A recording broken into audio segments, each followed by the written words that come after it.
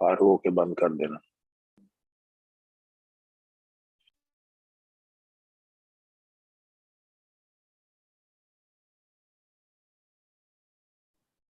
جی شیخ محترم، آپ درس کا آغاز کر سکتے۔ جزاک اللہ خیر و بارک اللہ فیک۔ السلام علیکم ورحمۃ اللہ وبرکاتہ۔ الحمد للہ وکفا وسلام علی عبادہ الذین اصطفیٰ، اشہد ان لا الہ الا اللہ وحدہ لا شریک لہ واشہد ان محمدا عبدہ ورسولہ صلی اللہ علیہ وآلہ وسلم۔ اللہم صلی علی محمد وعلی آل محمد کما صلیت علی ابراہیم وعلی آل ابراہیم انک حمید مجید۔ اللہم بارک علی محمد وعلی آل محمد کما بارکت علی ابراہیم وعلی آل ابراہیم انک حمید مجید۔ اما بعد، اللہ کے فضل اور اس کی توفیق سے ہم نے گزشتہ درس میں ان مضامین یا ان عنوانات کا احاطہ کر لیا تھا جن کو ہم نے عنوان دیا تھا الحاد کی تاریخ۔ اور الحاد کی تاریخ میں گویا مسلم فکر کے اندر جو عقلی بنیادیں یا الحاد کی عقلی بنیادیں تھیں ان کا ذکر بھی کر لیا آخر پہ آ کے، اور پھر عقلی الحاد کی جو نقد کی تاریخ تھی اس کے حوالے سے بھی، اور پھر جدید مغرب کا جو جدید الحاد ہے اس کے حوالے سے بھی گفتگو ہوئی۔ آج ہم گفتگو کا آغاز کریں گے جو اس مضمون کا یوں کہہ لیجئے کہ الحاد اور اسلام کے موضوع کا جو دوسرا حصہ ہے، اس کو ہم کہتے ہیں الحاد کے عوامل۔ اور خاص طور پہ جب ہم الحاد کے عوامل کی بات کرتے ہیں، یعنی مینلی اس کو پورے مضمون کو آپ تین حصوں میں تقسیم کر لیں۔ پہلا حصہ تاریخ کا، دوسرا حصہ الحاد کے عوامل کا، اور تیسرا حصہ جو ہے وہ الحادی فکر کے نتائج اور اس کے عملی مظاہر کا۔ یوں ہم تین حصوں میں اگر اس کو تقسیم کر لیں تو پہلا حصہ ہمارا مکمل ہو گیا، اس کا تعارف الحمدللہ ہم نے مکمل کر لیا، اور دوسرا حصہ کوشش کریں گے کہ اس کا تقریباً نصف جو ہے وہ آج ہو جائے، اور باقی جو ہے وہ ہم انشاءاللہ اگلے لیکچر میں، اور اس کے بعد جو الحادی فکر کے نتائج اور اس کے عملی مظاہر ہیں اس کو بھی کوشش کریں گے کہ 2 لیکچرز کے اندر اس کا تعارف بھی حاصل کر لیں۔ تعارف میں اس لیے بات کر رہا ہوں کہ یہ صرف عناوین ہیں اور موضوعات ہیں جس کا میں ایک ہلکا سا تعارف آپ کو دیتا جاتا ہوں۔ اس محدود وقت میں یہی ممکن ہے، وگرنہ اس کی جو تفصیلات ہیں وہ تو ظاہر ہے، اس کی تفصیل کو آپ جہاں تک مرضی لے جائیں وہ آگے چلتی جاتی ہے۔ تو الحاد کے عوامل کی جب بات کرتے ہیں تو الحاد گھر سے شروع ہوتا ہے، یعنی وہ جو جب بچہ پیدا ہوتا ہے تو سب سے پہلا جو الحاد کا امکان پیدا ہوتا ہے وہ گھر سے، والدین کی تربیت کے، یعنی جس کو کہا جاتا ہے کہ والدین کی گود سے شروع ہوتا ہے۔ نبی اکرم صلی اللہ علیہ وسلم فرمایا کل مولود یولد علی الفطرہ فابواہ یحودانہ او ینصرانہ او یمجسانہ، ہر پیدا ہونے والا بچہ جو ہے وہ فطرت پہ پیدا ہوتا ہے۔ اس وقت وہ ملحد نہیں ہوتا، اس وقت اس کی فکر کسی طرف لڑکی ہوئی نہیں ہوتی، اور وہ کج فکری کا شکار نہیں ہوتا، بلکہ وہ بالکل سٹینڈرڈ پہ، اس معیار پہ ہوتا ہے جس معیار پہ اللہ کریم نے انسانوں کو پیدا کیا ہے۔ وہ وہی فطرت ہے، فطرت اللہ التی فطر الناس علیہ، جس فطرت پہ اللہ نے انسانوں کو بنایا ہے وہی دین جو ہے دین فطرت ہے۔ تو وہ والدین کی گود اس کے ابتدا سے ہی وہ اس کے معاملات خراب کرنا شروع کر دیتی ہے۔ اور ظاہر ہے کہ ہم جب والدین کی تربیت کے حوالے سے دیکھتے ہیں تو اسلام نے تو اس کو بہت زیادہ اہمیت دی ہے، اور صرف اس کی پرورش اور براٹ اپ نہیں بلکہ اس کی نظریاتی تربیت کے اوپر بھی۔ اور خاص طور پہ جب ہم سورہ لقمان پڑھتے ہیں تو اس میں حضرت لقمان نے جو پہلی نصیحت کی، وہ یعظہ یا بنی لا تشرک باللہ ان الشرک لظلم عظیم، یعنی ایک شعوری احساس جو ہے علم کا، اور پھر نظریاتی تربیت کا، توحید اور شرک اور ایمانیات کی ساری چیزیں، اس سے گویا وہ جو الحادی فکر اس سے انسان بچ سکتا ہے۔ لیکن چونکہ والدین کے ہاں اسلامی تربیت کی نہ صرف یہ کہ کمی ہے، بلکہ والدین اسلامی نظام تربیت سے لا علم ہے۔ اس وجہ سے نہ وہ نظریاتی تربیت ہے، نہ وہ اس تربیت کے اندر کوئی حکمت ہے، اور نہ ہی اس تربیت کے اندر وسعت ہے، نہ کوئی حقوق اور فرائض کا تصور ہے، اور نہ ہی والدین کے پاس وہ کیپیسٹی ہے جس سے وہ عملی تربیت کر سکیں اور انسانوں کو اللہ کے ساتھ وابستہ کر سکیں، اور ہر معاملہ زندگی میں اللہ تعالیٰ پر کامل اعتماد، اور اسی طرح اس کے جتنے بھی اظہارات ہیں وہ اس کا عملی، اس کے اوپر بروئے کار لانا عملی طور پر، یہ سو کہ والدین کے اندر موجود نہیں ہے، تو یہ وہ فقدان ہے۔ یہ پہلا عامل جو الہادی فکر کی طرف لے کے جاتا ہے۔ دوسرا عامل ہے علماء و دعات جو ہیں، کیونکہ ہم اپنے معاشرے کے حوالے سے بات کر رہے ہیں تو اس لیے پہلے اس کو اپنے معاشرے کے حوالے سے اس کے عوامل کی بات کرتے ہیں، پھر اوور آل جو عالمگیر سطح پر جتنے بھی عوامل ہیں ان کی بات بھی آ جائے گی۔ تو علماء یا دعات جو ہیں جتنے بھی نظام تربیت کے ساتھ یا نظام علم کے ساتھ اساتذہ ہیں، علماء ہیں یا داعی یا دعات ہیں، یہ جتنے بھی لوگ ہیں یہ ان کی الحاد سے کی طرف توجہ نہیں، ان کی جو عدم توجہی ہے یہ بھی الحاد کے فروغ کا باعث بن رہی ہے۔ کہ علماء تو ہیں، ان کے معاشرے کے اندر بڑی مکمل اور ہماگیر رہنمائی ہونی چاہیے، کیونکہ العلماء ورثۃ الانبیاء، علماء نبیوں کے وارث ہیں، تو نبوی رہنمائی جو ہے وہ تو ایک ہماگیر رہنمائی ہوتی تھی، اور معاشرے کے تمام پہلو، معاشرے کی درست تفہیم کا بھی اس کے ساتھ تعلق ہوتا تھا، اور پھر معاشرے کی نبض پر ہاتھ رکھ کر اس کے مسائل کو سمجھنا اور اس کی درست رہنمائی کرنا، اور پھر اس زبان سے واقفیت بھی حاصل کرنا جو معاشرے کے اندر بولی جا رہی ہے، اور معاشرے کے ٹرینڈز کو سمجھنا۔ وما ارسلنا من رسول الا بلسان قومی، اللہ تعالیٰ فرماتا ہے ہم نے کسی بھی قوم میں جو بھی رسول بھیجا وہ اسی قوم کی زبان میں بھیجا، ظاہر ہے وہ اس قوم کی زبان میں ہوگا تو مسائل معاشرہ کا ادراک کرے گا، ان کے اسباب بھی سمجھے گا، اور پھر اس کے ساتھ ساتھ پھر وہ ایک نوجوانوں کے ساتھ ایک ایسا تعلق رکھے گا جس سے الحاد کی کے جتنے ٹرینڈز ہیں اس کے اندر رکاوٹ ڈالی جا سکے۔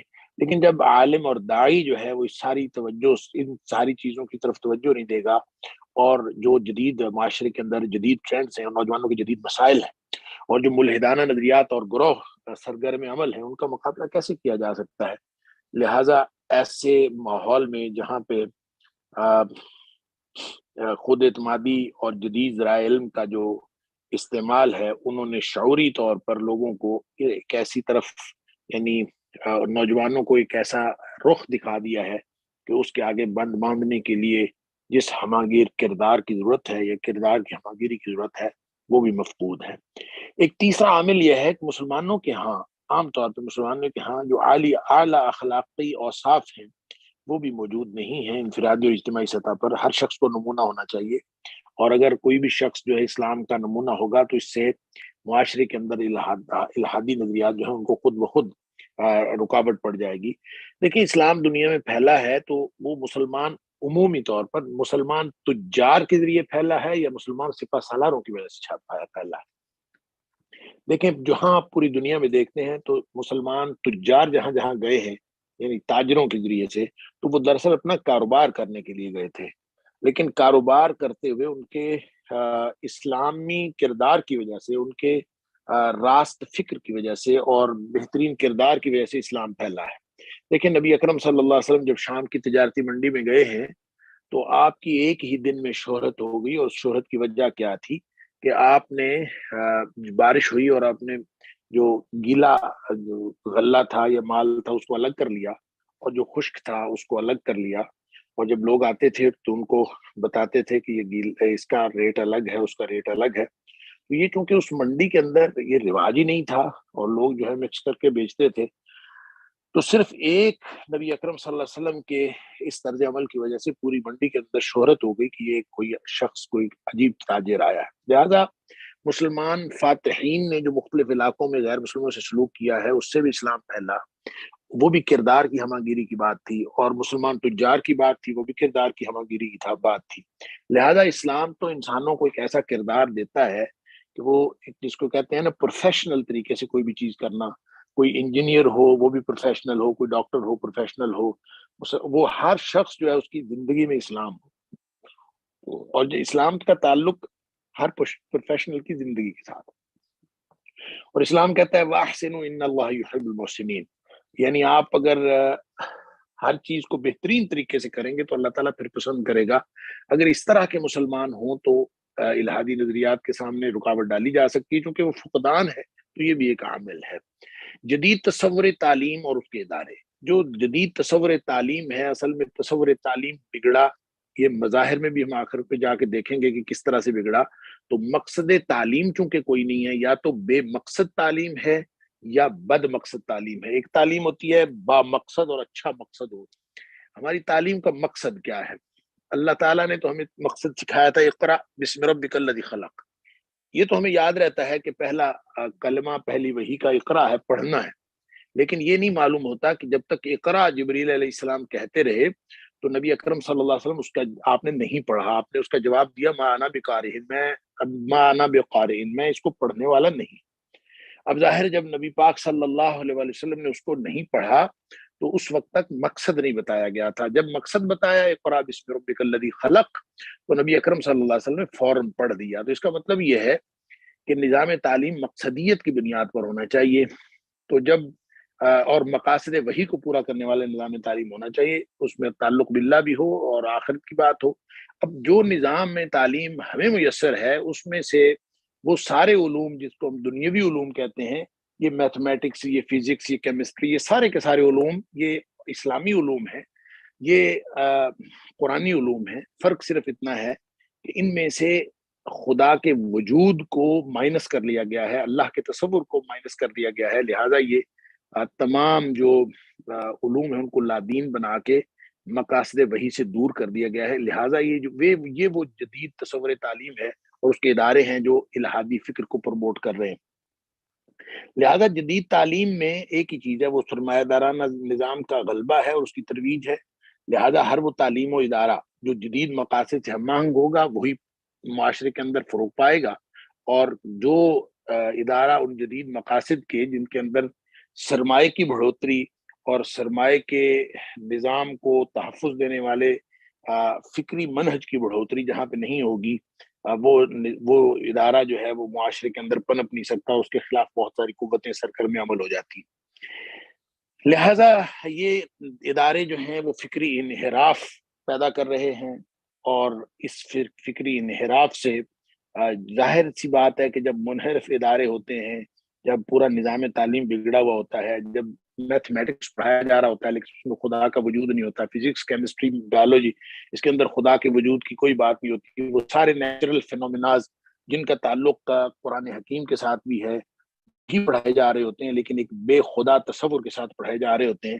تو ایسا جو نظام فکر ہے منحرف اداروں کا، اس نظام فکر کے اندر کسی بھی راست فکر کے اوپر جو افراد کی تیاری جو ہے وہ ممکن نہیں ہوتی۔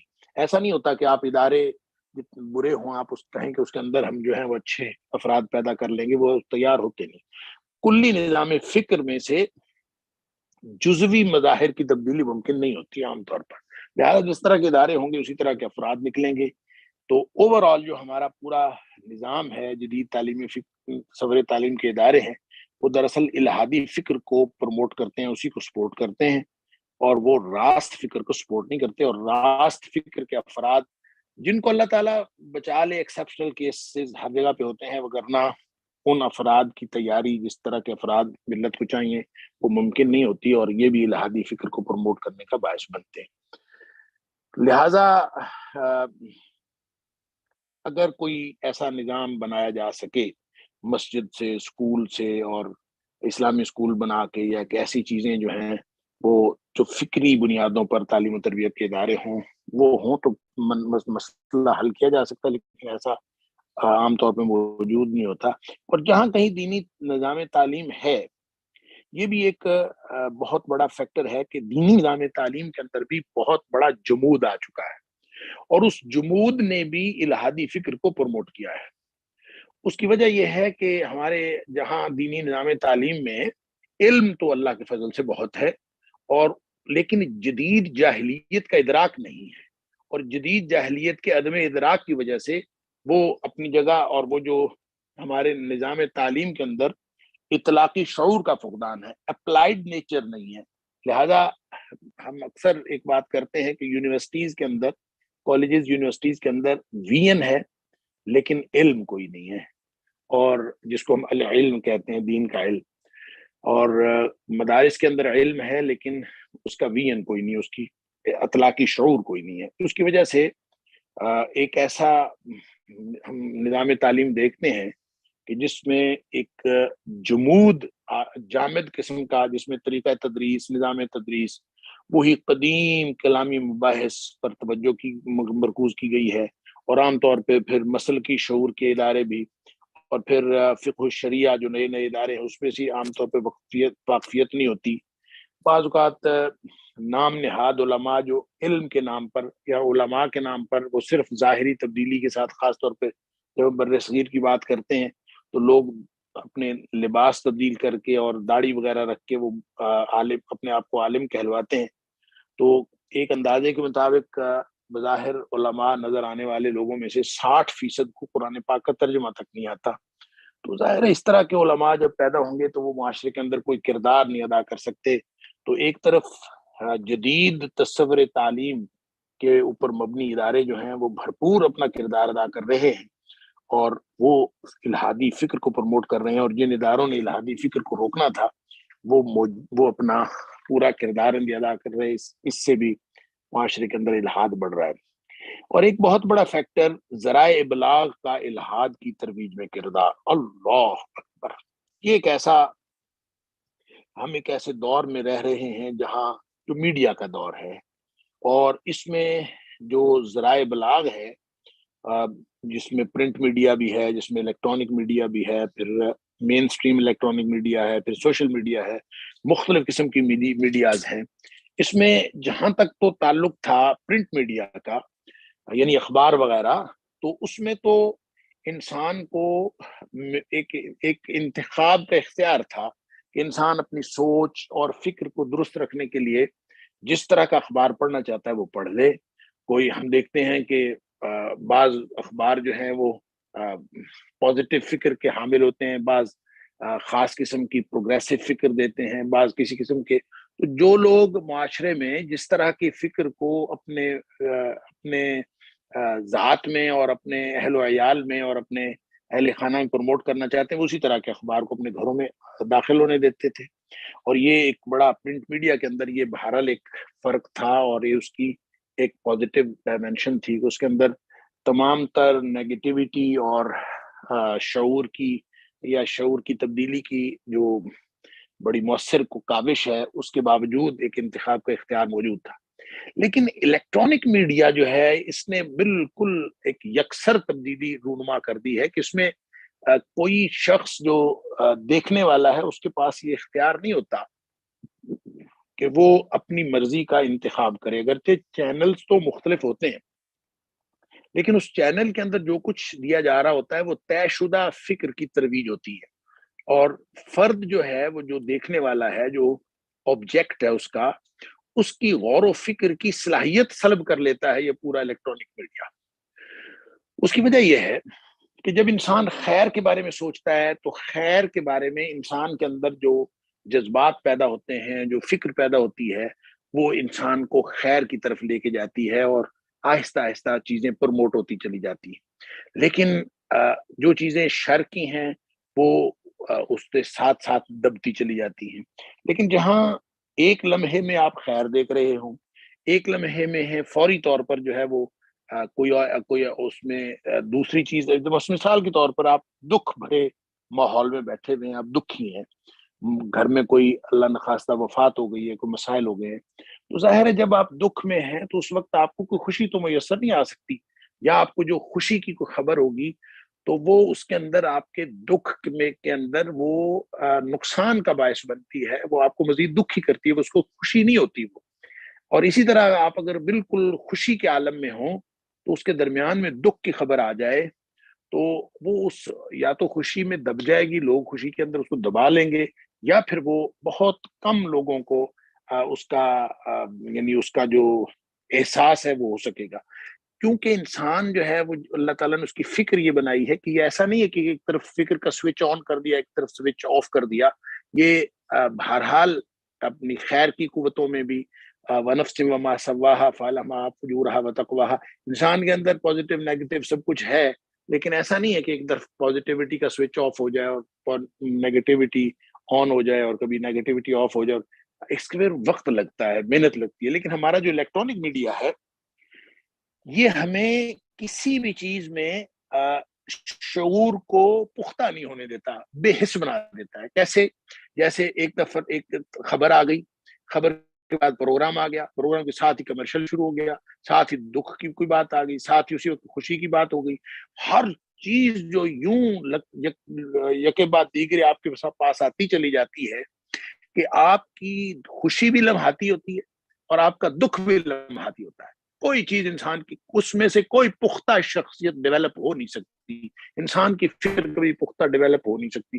یہ الیکٹرانک میڈیا نے پورا اس کا سیٹ اپ ہی ایسا ہے کہ یہ انسان کو اس کے فرد کی فکر کو اس طرح سے ڈیمیج کرتا ہے اور اس طرح سے منتشر فکر والے انسان پیدا کرتا ہے کہ جن کے اندر نہ کوئی پختہ خوشی کی بات ہے نہ کسی طرح. سوشل میڈیا آپ دیکھ لیں تو سوشل میڈیا نے تو انتہائی کر دی ہے کہ آپ دیکھتے چلے جا رہے ہیں، ایک خبر جو ہے آپ رول کرتے جا رہے ہیں، اسکرول ڈاؤن اسکرول اپ، اور آپ کو بس ایک دم جو ہے وہ کوئی خوشی کی چیز آ گئی ہے، پھر فنی چیز آ گئی ہے، پھر وہ دیکھ لیں خوش ہو جائیں، پھر دکھ والی چیز دیکھ لیں دکھی ہو جائیں.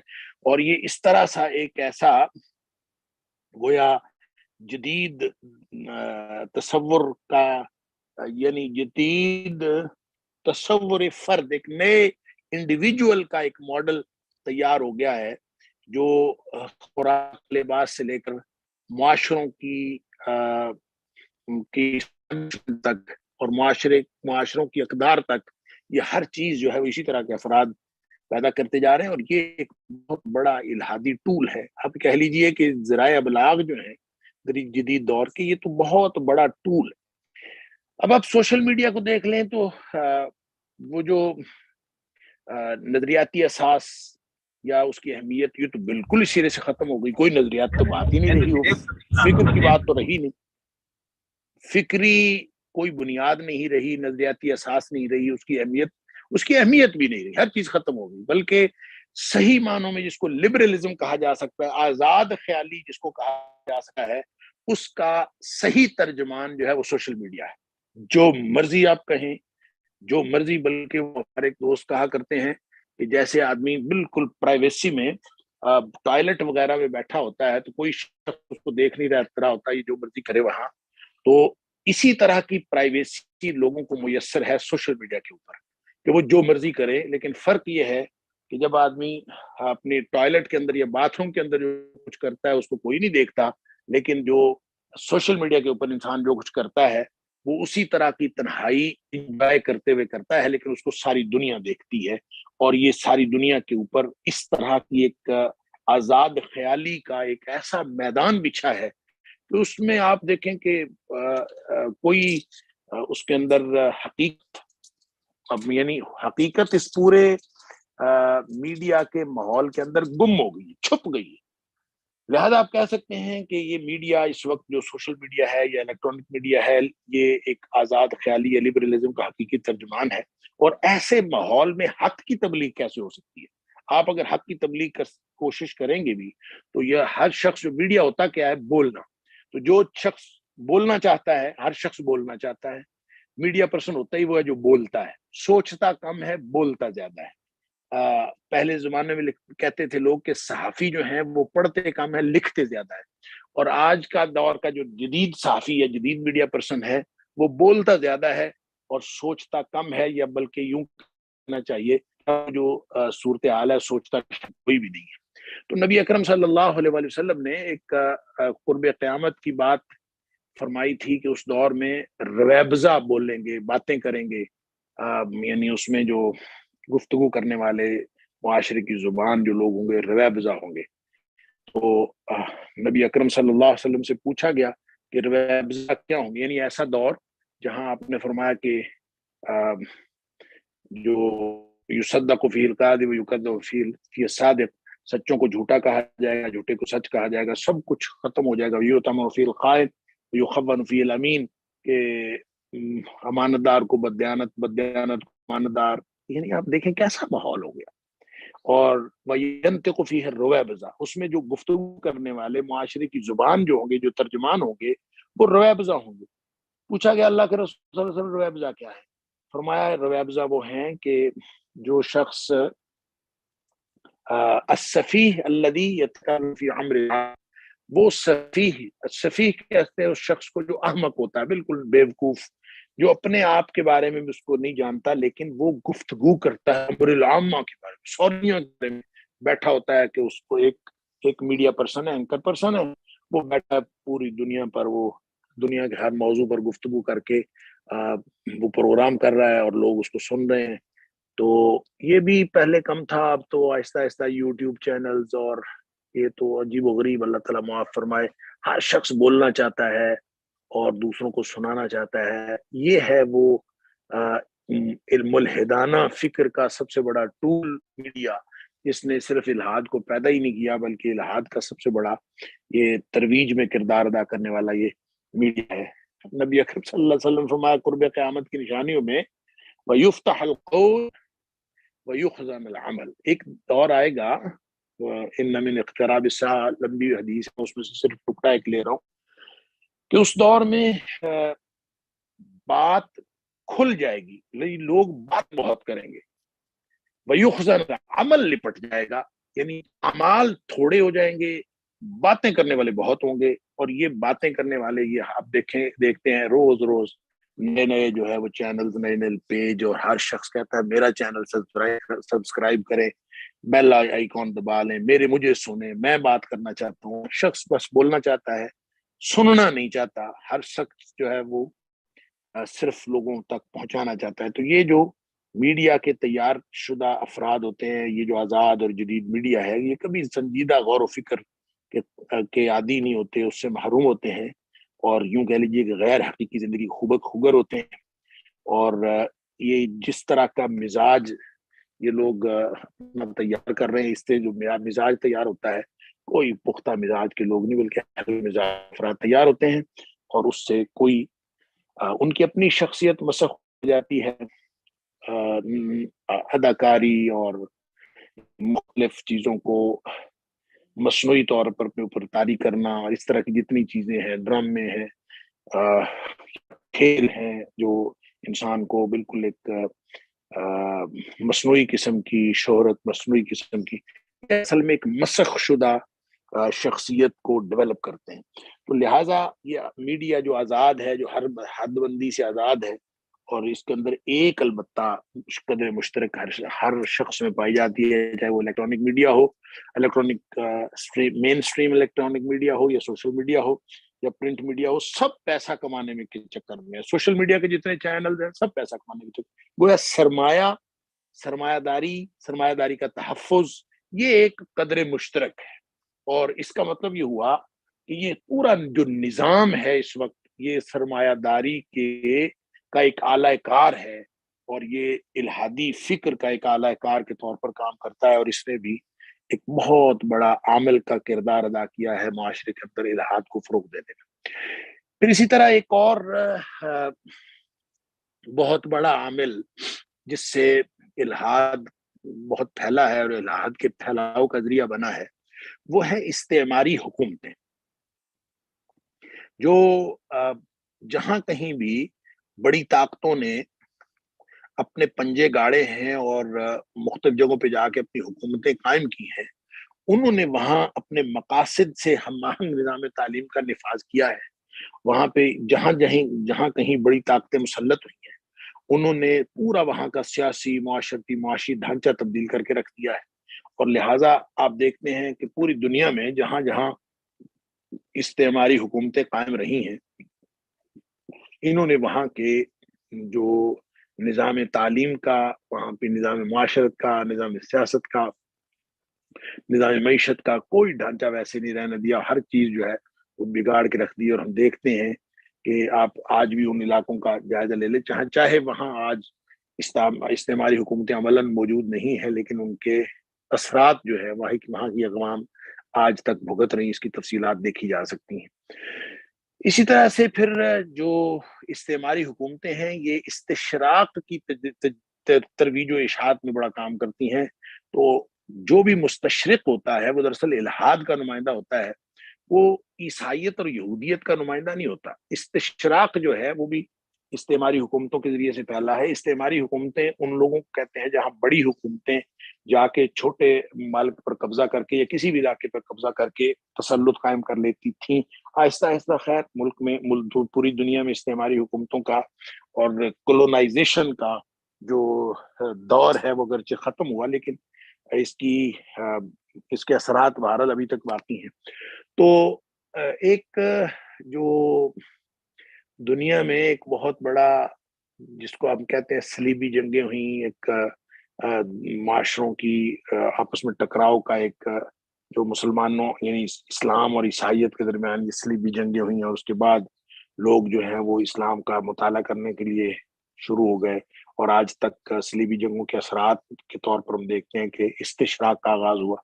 استشراق کا مطلب یہ ہے کہ وہ لوگ جو مغرب کے رہنے والے ہیں اور وہ مسلمان نہیں ہیں، وہ اسلام کے بارے میں تحقیق کریں، اسلام کی تعلیم حاصل کریں صرف اس کی غلطیاں نکالنے کے لیے یا اس کا علمی طور پر مقابلہ کرنے کے لیے، تو ایسے شخص کو مستشرق کہتے ہیں۔ اور مستشرق جو ہے وہ چاہے اپنی بیک گراؤنڈ کے اعتبار سے یہودی ہو چاہے وہ عیسائی ہو، وہ دراصل عیسائیت یا یہودیت کو پھیلانا نہیں چاہ رہا ہوتا، وہ عیسائیت یا یہودیت کا نمائندہ نہیں ہوتا۔ مستشرق ہمیشہ الحاد کا نمائندہ ہوتا ہے، وہ صرف اور صرف اسلام پر اعتراضات کرتا ہے،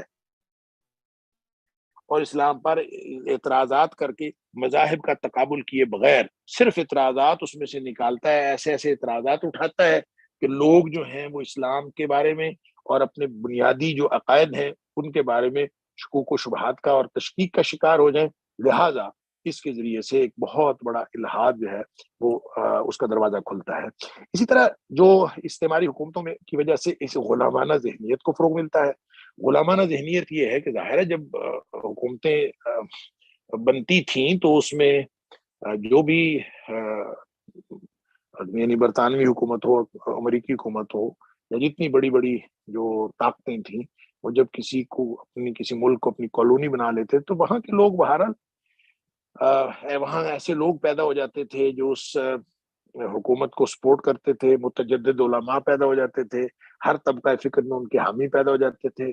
پھر وہ جو حامی پیدا ہوتے تھے وہ پھر انہی کے گن گاتے تھے، حتیٰ کہ ادباء اور شعراء کے اندر جو ہے وہ ایسے لوگ پیدا ہو جاتے تھے۔ لہٰذا علم و ادب پر بھی غلامانہ ذہنیت کے آثار نمایاں ہونا شروع ہو جاتے۔ تو آہستہ آہستہ پورے معاشرے کے اندر، جیسے اقبال نے کہا تھا جو ناخوب تدریج وہی خوب ہوا، کہ غلامی میں بدل جاتا ہے قوموں کا ضمیر، اور اسی طرح کہا کہ بھروسہ کر نہیں سکتے غلاموں کی بصیرت پر کہ دنیا میں فقط مردان حر کی آنکھ ہے بینا۔ تو ظاہر ہے کہ اس طرح سے یہ ایک بہت بڑا یہ جو کولونیل پیریڈ ہے، اس نے بھی الحاد کے پھیلاؤ میں ایک انتہا درجے کا جو ہے وہ فرق ڈالا ہے۔ اور پھر ظاہر ہے کہ جب وہ حکومتیں ہوتی ہیں تو وہ پھر وہاں کے نظریاتی اساس کی تبدیلی کی کوشش بھی کرتی ہیں۔ اسی طرح سے ایک اور جو الحاد کی عالمگیر سطح پہ وجہ ہے اور جو حامل ہے وہ ہے یہودیت اور عیسائیت کا کمپرومائز کر جانا لادینیت کے ساتھ۔ دیکھیں پہلے بھی میں نے ایک دن یہ بات عرض کی تھی، تاریخ یعنی الحاد کی تاریخ کے حوالے سے، اب اسی بات کو آپ دوبارہ تازہ کر لیجئے الحاد کے عامل کے حوالے سے، کہ یہودیت اور عیسائیت کی جو الحاد سے تاریخی سلو ہے، اس کو یعنی جو کمپرومائز کر لینا ہے لادینیت اور الحاد کے ساتھ یہودی اور عیسائیت۔ اسلام کا قصور یہ ہے کہ اسلام نے آج تک کمپرومائز نہیں کیا، اور اسلام کبھی بھی لادینیت کے ساتھ کمپرومائز کر نہیں سکتا۔ دنیا میں جس چیز کو آج فروغ مل رہا ہے وہ الحاد ہے یا ارریلیجیوسٹی، لا مذہبیت، اور اس میں الحاد کو ہم جب کہتے ہیں کہ یہ ایتھیزم ہے تو دہریت ہے، تو اسی طرح ایک ایگنوسٹسزم بھی ہے کہ لوگ جو ہیں تشکیک اور لا ادریت کا ایک بیج بویا جاتا ہے، وہ بھی دراصل فکر کو ملحد بنانے کے لیے ہے۔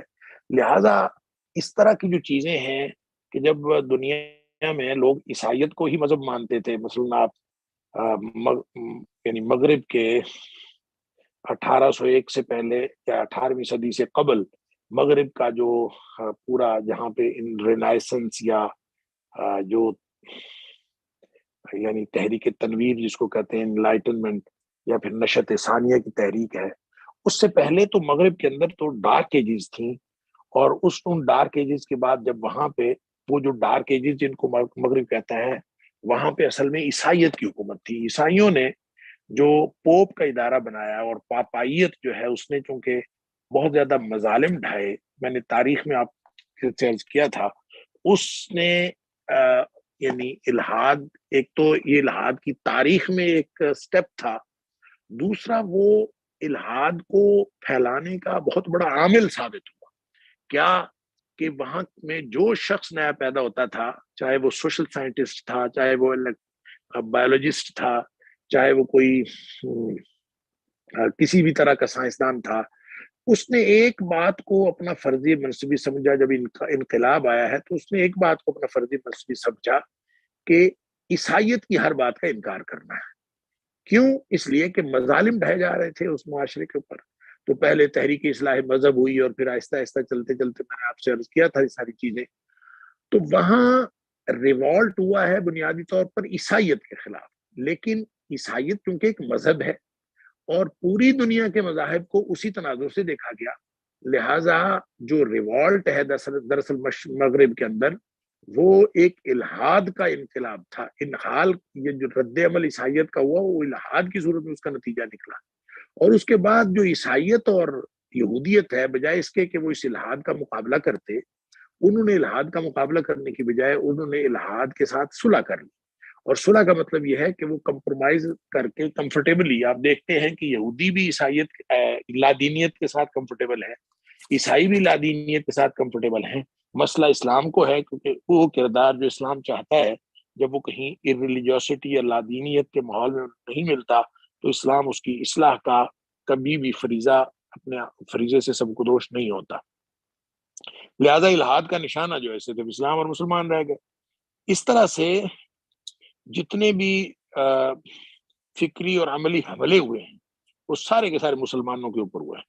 اسی طرح نوآبادیات کی بات کر لیں، خلافت کے خاتمے کی بات کر لیں، قرآن پاک کے اوپر اعتراضات کی بات کر لیں، حدیث پر اعتراضات کی بات کر لیں، نبی اکرم صلی اللہ علیہ وسلم کی ذات پر اعتراضات کی بات کر لیں، ناموس رسالت پر حملوں کی بات کر لیں، تاریخ کو مشکوک بنانے کی کوششوں کی بات کر لیں، اسلامی جنگوں کے مقاصد کے حوالے سے جتنی نئی نئی تحقیقات آ رہی ہیں ان کی بات کر لیں، اسلام تلوار کے زور سے پھیلا، فلاں ہوا، جتنی بھی تاریخ کے نام پر چیزیں ہوئیں، یہ دراصل اسی کا شاخسانہ ہے کہ الحاد پھیلتا گیا، اور یہودیت تو عیسائیت اس کے کمپرومائز کر کے اس کو فروغ دینے میں شعوری یا لاشعوری طور پر لگے رہے۔ اسی طرح ایک عامل ہے جو موجودہ سیاسی نظام ہے، یہ بھی الحاد کے تحفظ اور فروغ کا ذریعہ ہے۔ اب دیکھیں، جب اداراتی صف بندی ہو جاتی ہے، موجودہ نظام جو ہے اس کو اب جمہوریت کہیں یا کوئی بھی نظام کہہ لیں، یہ جو جہاں پہ آپ اداراتی ایک بنیادی جمہوریتوں سے لے کر پارلیمنٹ تک ادارے بن جاتے ہیں، اور اداروں کے اندر یونینز بن جاتی ہیں، تنظیم سازی ہو جاتی ہے، تو جب ایک ادارہ بنتا ہے تو اس ادارے میں فرد کا اختیار ختم ہو جاتا ہے، اور مثلاً ایک اگر ملازم ہے کسی فیکٹری کا، تو وہ خود اپنی ذات میں ملازم، وہ اپنے باس کے ساتھ جو بھی معاہدہ کرے، بات کرے، اس کا اپنا ذاتی اختیار ہوتا ہے، وہ کوئی بھی بات کرے۔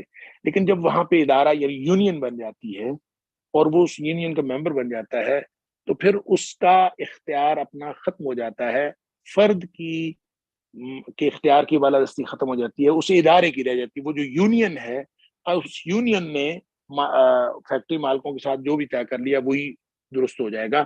لہٰذا اس جو اداراتی یا منظم یا تنظیمی ایک ڈھانچہ ہے، اور ہر چیز میں وہ ڈھانچہ پیدا ہونے کی وجہ سے آہستہ آہستہ جو ترجیح ہے وہ مذہب نہیں رہا۔ ظاہر یونین جب بنتی ہے تنظیم جب بنتی ہے تو اس کے بالکل وہ مفادات جو مشترکہ قسم کے اور مادی نوعیت کے مفادات ہیں ان کے تحفظ کے لیے یونینیں بنتی ہیں. اس لیے آہستہ آہستہ جو بتدریج مذہب کا خاتمہ اس میں سے نکلتا گیا، یا ایٹ لیسٹ مذہب ترجیح نہیں رہا. جب مذہب ترجیح نہیں رہا تو اس نے بھی اس تنظیمی ڈھانچہ یا اداراتی صف بندی جو ہے ہر چیز میں، ہر جگہ پہ آپ دیکھتے ہیں تو کوئی ادارہ اس سے ماورا نہیں ہے، اور جو اس میں مذہب پیچھے چلا گیا اور ترجیحات جو ہے وہ دوسری چیزیں بن گئی. اسی طرح فرائض کی بجائے حقوق کی جد و جو آپ دیکھیں، بنیادی حق کا تصور دے کے، بیسک ہیومن رائٹ کا تصور دے کے، اور انتظامی اور حکومتی عہدے جو ہیں وہ سارے کے سارے، وہ پہلے تو شریعت نے تو یہ تصور دیا تھا کہ مسئول ہوتا ہے جس کے پاس کوئی ذمہ داری ہوتی ہے. اب حق کی جد و جو فرض تک کا کے تصور کا خاتمہ ہو گیا، حق رہ گیا. لہذا حکومت کا کیا حق ہے، انتظامی عہدے کا کیا حق ہے، حکومتی عہدے کا کیا حق ہے، ہر چیز جو ہے وہ اختیار بنتی گئی. پبلک سرونٹ جو ہے وہ بھی ایک با اختیار عہدہ بن گیا، اور آہستہ آہستہ جو ہے وہ ساری با اختیار وہ استحقاق بنتے چلے گئے، اور جو بھی حکومتی عہدے دار تھا وہ اپنے ان حقوق کو انجوائے کرنے کا مستحق بنتا گیا، بجائے اس کے کہ وہ فرائض کی بجا آوری ہو. لہذا ایک ایسا نوکر شاہی کا کرپٹ نظام بن گیا کہ اس میں سوائے یعنی کوئی نظریاتی اس کی بنیاد نہیں رہی، اور سوائے الہادی طرز فکر کے اور کچھ نہیں رہا. تو اس سے پھر بنیادی آزادیوں کا بھی خاتمہ ہو گیا، اور ایک فرق جو بنیادی حقوق کا، بنیادی انسانی حقوق کا اور حقوق العباد کا ہے، وہ ہمیشہ تک کے لیے ایک ایسا فرق دنیا میں پیدا ہو گیا. اللہ اکبر. وہ میں آگے ہم چل کے جب مغربی فکر کے بنیادی عناصر ترکیبی میں جائیں گے تو وہاں میں دوبارہ عرض کروں گا کہ ہیومن کا تصور ایک آ گیا. یہ جو بیسک ہیومن رائٹس ہیں وہاں سے آتے ہیں. تو ہیومن اصل میں ایک آزاد فرد کا تصور ہے عبد کے مقابلے میں. عبد جو ہے وہ ایک ٹریڈیشن کے ساتھ جڑا ہوا ریویلڈ ٹریڈیشن، یعنی ایک چاہے وہ یہودی ٹریڈیشن ہو، چاہے وہ عیسائی ٹریڈیشن ہو، عبد کا تصور اس کے ساتھ جڑا ہوا تھا. لہذا آہستہ آہستہ انہوں نے بائبل سے بھی عبد کی جگہ پہ، مین کی جگہ پہ ہیومن لگا دیا.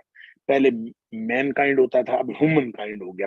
ہیومن جو ہے اس کا ایک تصور ہے کہ وہ ایک ایسی اینٹی ہے جس کے اوپر کوئی کسی طرح کی پابندی کوئی نہیں ہے.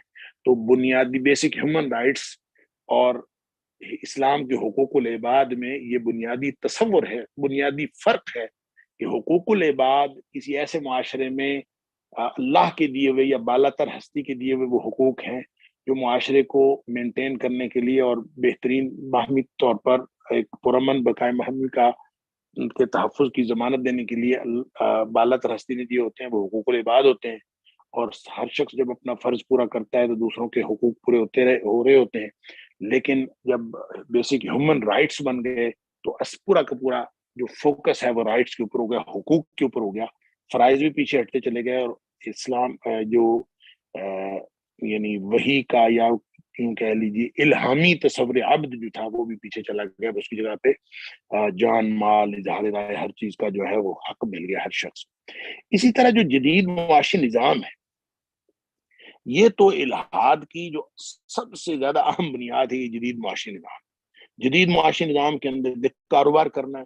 کاروبار دیکھیں، نو ڈاؤٹ نبی پاک صلی اللہ علیہ وسلم نے تجارت کی، قرآن نے تجارت کو بہت اچھا کہا، اس کو تعریف کیا قرآن نے کہ تجارت کرنی چاہیے. نبی پاک صلی اللہ علیہ وسلم ہمارے دنیا کے سارے کاموں میں جو ہے وہ ایک حصہ برکت ہے، اور تجارت کے اندر جو 9 حصے برکت ہے، بہت کچھ.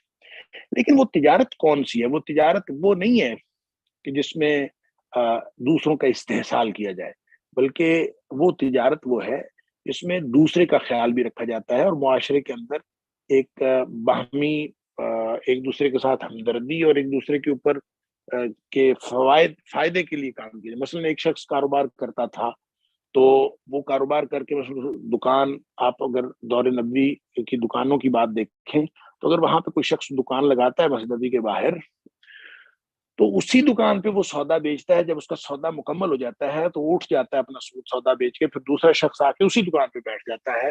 ایک شخص اپنا سودا پورا کر کے وہ چلا جاتا ہے, دوسرا آ کے اسی جگہ بیٹھ جاتا ہے تاکہ میں نے اپنا جو ہے وہ کر لیا ہے اپنا آج کا بندوبست اور تم بھی کر لو.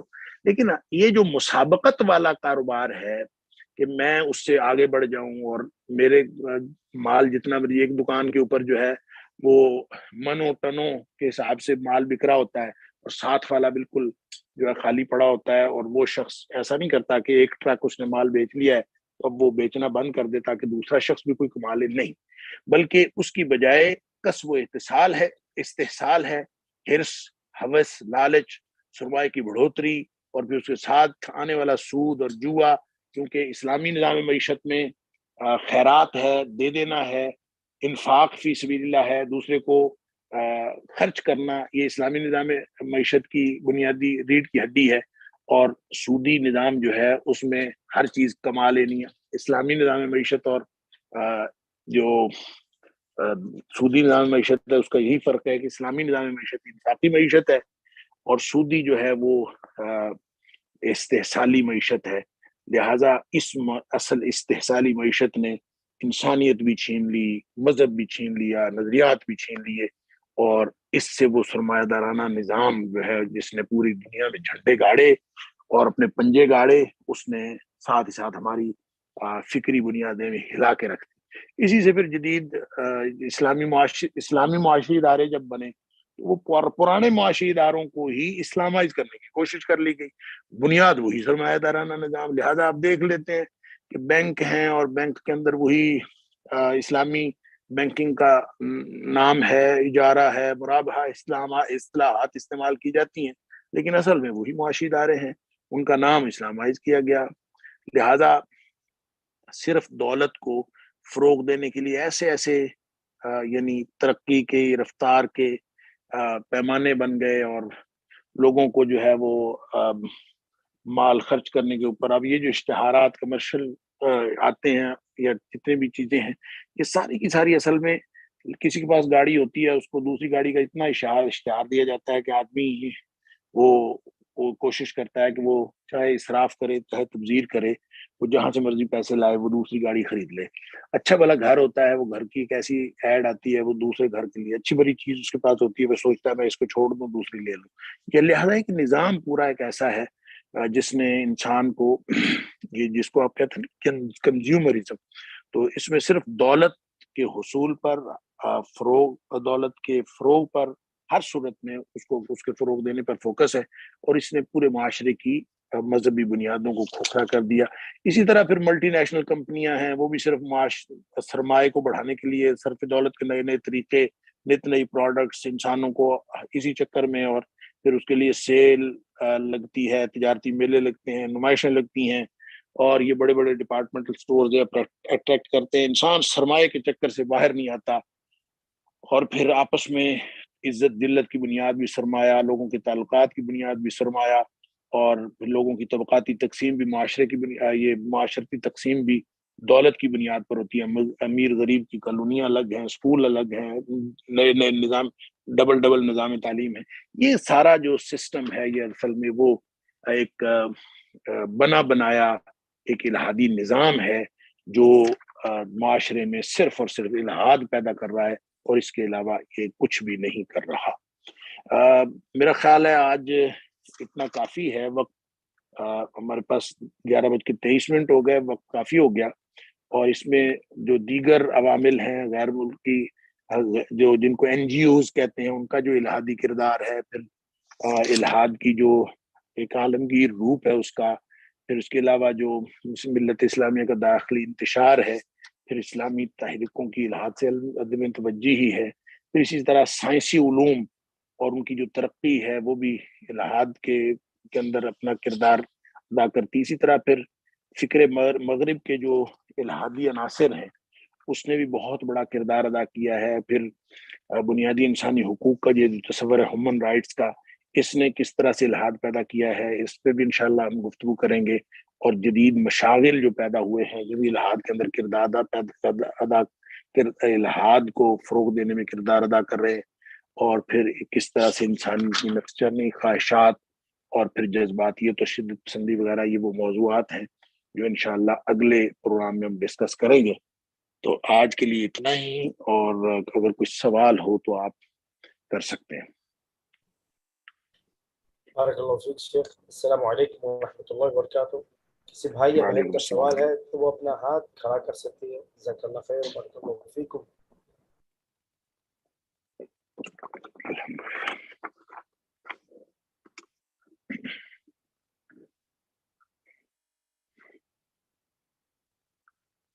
شیخ ٹھیک ہے جی، پھر مجھے اجازت ہے انشاءاللہ.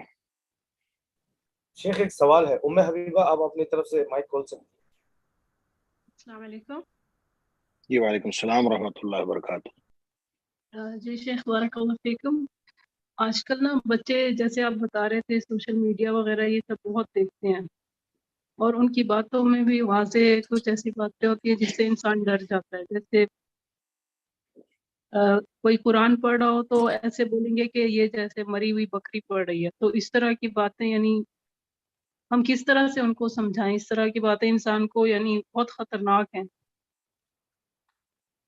دیکھیں فکری طور پر جو آپ نے ان کو تربیت کی ہے، اس نے بچوں کے بڑے ہو کے اس کی ذہنی جو بھی اپروچ ہے اس کے اندر کردار ادا کرنا ہے. جیسے میں نے عرض کیا کہ والدین کا جو کی تربیت اور براٹ اپ ہے، یہ سب سے پہلا عامل ہے جو الہاد کو پیدا کرے یا مذہب کو پیدا کرے. لہذا نبی اکرم صلی اللہ علیہ وسلم فرمایا فَأَبَوَاهُ يُهَوِّدَانِهِ أَوْ يُنَصِّرَانِهِ أَوْ يُمَجِّسَانِهِ. والدین نے کیا کیا ہے؟ ہم اصل میں دو کام کرتے ہیں. ایک کام تو ہم یہ کرتے ہیں کہ ہم سب سے پہلا کام یہ کرتے ہیں کہ ہم آؤٹ سورس کرتے ہیں اپنی ذمہ داری کو. والدین کی ذمہ داری ہے پڑھانا، والدین کی ذمہ داری ہے تربیت کرنا. ہم پلے گروپ سے ہی 2.5-3 سال کے بچے کو دوسروں کے اسکولوں میں بھیج دیتے ہیں، دوسروں کے ہاتھوں میں دے دیتے ہیں کہ جا کے وہاں سے وہ تعلیم حاصل کریں، وہاں سے وہ تربیت حاصل کریں، انہی کی فکر کو آگے بڑھائیں. لہٰذا بڑے ہو کے ہم کیسے سوچ سکتے ہیں کہ وہ بچے ہمارے بارے میں یا اسلام کے بارے میں یا دین کے بارے میں یا ہماری اقدار کے بارے میں ٹھیک بات کریں گے؟ لہٰذا ایک تو بات یہ ہے جو غلطی ہم سب والدین کر رہے ہیں، یہ ہمیں نہیں کرنی چاہیے. ان کی بنیادی دینی تربیت یہ والدین کے اوپر فرض ہے. وہ پہلے اپنا فرض پورا کریں، پھر بچوں کو اسکولوں کالجوں میں بھیجیں، اور جہاں بھی بھیجیں وہ اپنی ذمہ داری سے ادارے کا انتخاب کریں اور سارا کچھ کریں. دوسری بات یہ ہے کہ یہ جو خطرناک ماحول ہے، اس خطرناک ماحول میں کوئی سینسرشپ نہیں ہے. ہم بچوں کو پڑھا کے بھی، بچوں کی اچھی تربیت کر کے بھی ہم بچوں کی گارنٹی نہیں دے سکتے کہ بچے جو ہیں وہ ٹھیک کام کر رہے ہیں، ٹھیک سوچ رہے ہیں اور وہ الہاد کا شکار نہیں ہو رہے. یہ اللہ تعالیٰ کی طرف سے یہ امتحان ہے، اور قرب قیامت یہ امتحان اور زیادہ خطرناک ہوتا جا رہا ہے. تو اس امتحان میں کامیابی کے لیے 2 ٹولز اللہ کریم نے دیے ہوئے ہیں، اور وہ 2 ٹولز وہ پرانے زمانے میں بھی اتنے کارگر تھے، آج کے زمانے میں بھی اتنے کارگر ہیں، اور آئندہ بھی یہ ماحول جتنا مرضی خطرناک ہو جائے، اس سے زیادہ خطرناک ٹولز بھی آ جائیں لوگوں کی فکر کو خراب کرنے والے، تو بھی وہ 2 جو ذرائع اللہ کریم نے ہمیں دے دیے ہیں وہ ہر دور میں اتنے ہی کارگر، اتنے مؤثر ہوں گے. اور وہ دونوں چیزیں اگر لوگ اپناتے رہیں تو انشاءاللہ لوگ خود بھی نہیں گمراہ ہو سکتے اور بچے بھی گمراہ نہیں ہو سکتے. وہ 2 چیزیں کیا ہیں؟ ایک ہے نماز 5 وقت کی، اور دوسرا ہے قرآن. اگر آپ نے اپنے بچوں کو نماز پہ لگا دیا اور قرآن پہ لگا دیا، 5 وقت کی نماز جیسے مرضی سکھائیں. نبی پاک صلی اللہ علیہ وسلم فرمایا 7 سال کا ہے پہلا کام نماز سکھائیں. 10 سال کا نہیں نماز پڑھتا تو اس کو زبردستی پڑھائیں. اب یہ اس لیے ہے کہ جب نماز سے بچہ جڑ جائے گا تو ان الصلاۃ تنہی عن الفحشاء والمنکر، نماز کے اندر یہ قوت ہے کہ خود بخود ایک ایسا ڈسپلن رکھے گی اس کے اوپر کہ وہ کبھی ملحد نہیں ہو سکتا. دوسرا ہے قرآن. قرآن جو ہے یہ بھی ان ھذا القرآن یہدی للتی ہی اقوم، یہ قرآن اس رستے پر لے جاتا ہے جو سب سے سیدھا رستہ ہے. لہذا بچوں کو قرآن سوچ سمجھ کر پڑھنے کا عادی بنا دیں اور ان کو نماز پڑھائیں. باقی سارا کام قرآن کا اور نماز کا ہے. میں اور آپ بے بس ہیں اس دور میں بھی، اور شاید آئندہ آنے والے دور میں اور زیادہ بے بس ہو جائیں گے. لیکن نہ اللہ کا قرآن بے بس ہوا ہے، نہ اللہ کی شریعت بے بس ہوئی ہے. اللہ کا قرآن بھی اور اللہ کی شریعت بھی، وہ جتنی طاقت نبی پاک صلی اللہ علیہ وسلم کے دور میں اس شریعت میں، اس قرآن میں تھی، نماز میں تھی، وہی طاقت آج ہے اور وہی آئندہ بھی رہے گی. بچوں کو اگر اس پہ لگائے رکھیں، خود دعا کرتے رہیں، انشاءاللہ اللہ تعالیٰ بچوں کو سیدھے رستے پر رکھے گا. جزاك الله خير شيخ بارك الله فيك. یہ شیخ اجازت. خير ان شاء الله شيخ. السلام علیکم. عليكم السلام ورحمة الله وبركاته.